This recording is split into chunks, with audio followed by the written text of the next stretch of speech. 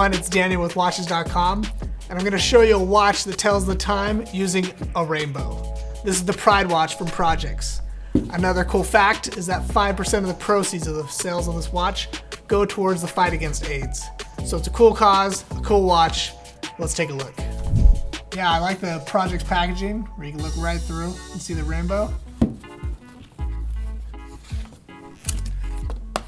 To read this, the dots are your minutes, hours, and seconds. So the furthest out one on the orange, that's your hours.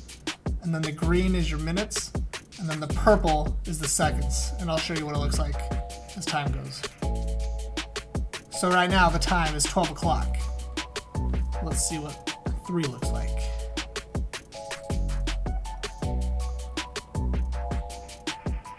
All right, so that's 3 o'clock. So it's just a fun watch, right? Just wear it through the day. You see all the colors just shift. Another good aspect of the Pride watch is that it's a unisex size. At 40 millimeters, it looks great on everyone's wrist.